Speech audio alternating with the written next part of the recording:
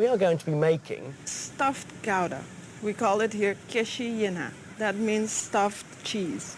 And is it one that's sort of cooked quite regularly? Because if you think about it, you know, there's a lot of cheese there to use. They used to cook it for christenings and communions and so it's weddings. really the occasion. It's a very occasional thing. But now you Right. get it in every local restaurant, all the local food. That's the more traditional one. And what we're going to do, of course, is make a filling for it. Yes. You can use beef, you can use minced chicken. Okay. So but there's a it's- variety you can use you up can here. use- So the first things then, if I get this parsley chopped, and you also said about the olives, there's such a variety Yes, of because flavours. we like to use sweet and salty. Yeah. In our food, most of the foods have prunes or raisins or both of them in it. Right, okay. And we also use capers and olives. So you I look- think that's the Latin influence of everything that we have. Now the olives, You can do them chopped, you can do them also nicely. like that. Exactly. Okay, That's all nice. that nice flavour. That's fine. Okay. Let's start to mix all of this together. Okay, let's go So in with give that. it Let's get some- our parsley. Just a little bit? Yeah, enough parsley. Then Okay. we put some garlic in there for Right, the so nice let's have a look. taste. That's going to give us a nice flavour. Not Just too to- much so you don't get the overly garlicky taste. Raisins then? Some raisins, some prunes also. Okay, so let's put about that Yeah. in, yeah? Lovely. Nice. Capers, are these to be Capers. chopped or you leave them No, in whole? whole. So you get that bite. Real bite now and again Yeah, coming that through. That's salty nice. bite. Then you have the contrast of the Something like that? raisins. Yeah, that's enough. Do you put in any of the vinegar None from of there? that, no. Okay. So, the nicely chopped sweet peppers, all of those in? Okay. We've also got...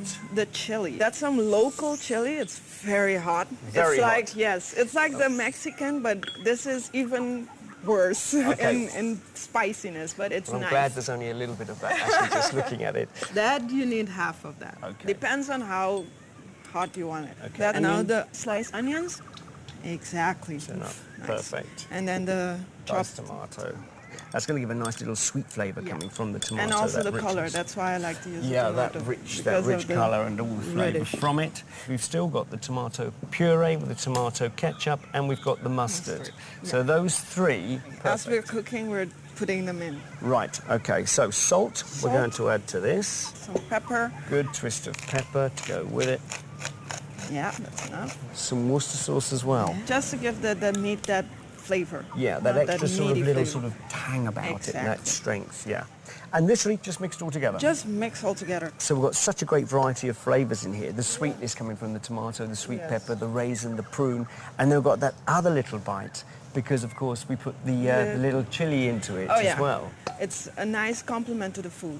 Chef, I need to know, is that good enough for you? That's good enough. Some oil. And then basically it's just a question of frying it off and let it stew for a little while. Exactly. Just let it stew so we can put in all the rest of the ingredients. Because you're frying it like that, so all the vegetables, everything has that crunchiness. Yeah. It stays with the crunchiness. Right, so let's so have a we're look. nicely simmering and sealing all the meat with the Sealing that off. vegetables. Oh, that's... And I just smell. Oh, it's just gorgeous. And I'm sure that chili in there is going to have some kind of influence as well, isn't it? Yeah, it pops out. When you eat it, you taste it right in the back of your throat. Yeah. You taste it, you just feel the tingling. Now you can put some of the mustard in Okay, it. just that amount Just there. that Look amount. at that. Ketchup, yeah.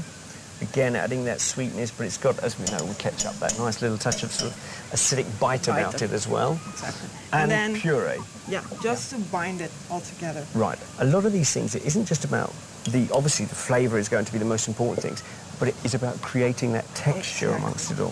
Fabulous. So let's just look at that. Because of our style of cooking is so different from the rest of the islands. Yeah. Because we have so many ingredients in one thing. You're actually taking a lot of influence from different countries. Right. How long do we cook that for? That can be cooked for about 15 to 20 minutes. I want to show this off to everybody now because they can notice how we've taken out, as they can see, top. that top, Yeah. just like that, and left A hollow center. hollow centre and taken off the rest of the rind Right. from the outside. So that's what you've got. Cheese just like that. Now, the filling, no steam coming from that. It's nicely cooled down, and we've still got eggs to add to it as well. That's why you let it cool down, so the eggs doesn't become scrambled and... Right. So they will just hold it together nicely in Exactly. there. So let's just break those into it. And how many do you want from there? 4 in there. before in there. So you Let's get have a that look. nice strong texture. Mixed in? Mixed in, everything nicely mixed. That sort of sauce consistency, Exactly. it almost looks like a very, very tasty bolognese sauce. It does, though, doesn't it? You know, it's interesting.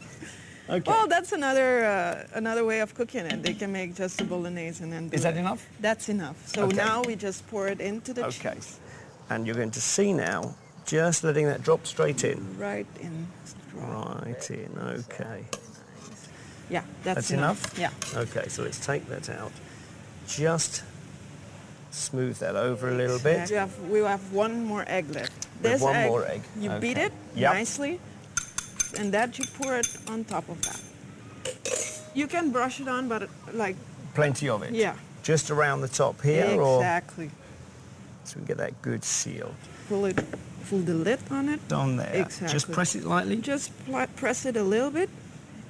There it is. There it is. So Right you're there. just starting to reveal. Yeah. Shall I go around with a touch A more little egg? bit. So like So, that. like that. Okay. And now, we're going to actually cook it in a bain-marie, so in your water bath there. With that, we're just going to pour on the water. So basically, it won't burn, it won't overmelt, it might just soften a little Yeah. bit. Right, okay. And we're going to pop that into a preheated oven now, Yeah, basically. medium. A medium oven, and so how long it that cooks- likely to take? It's gonna take about an hour and a half. So Okay. I think I'm gonna take that. Thank you. Look at that. It looks like Wow. a kind of a lasagna of Yeah. some sort, doesn't it? Oh, that's beautiful. Okay. You see, that's the cheese. Look at that, so soft. Yeah. Look at that, Hassan. Oh, that's cheese and more cheese and Oh, meat. look at it, Oh. baby. Is it going to come free? Yes. And let's just plop it down. And you can just scoop out a little bit of the meat and put it on Again, the top. okay, so just revealing that meat that's coming out there. Oh, that's nice. I think that looks sensational.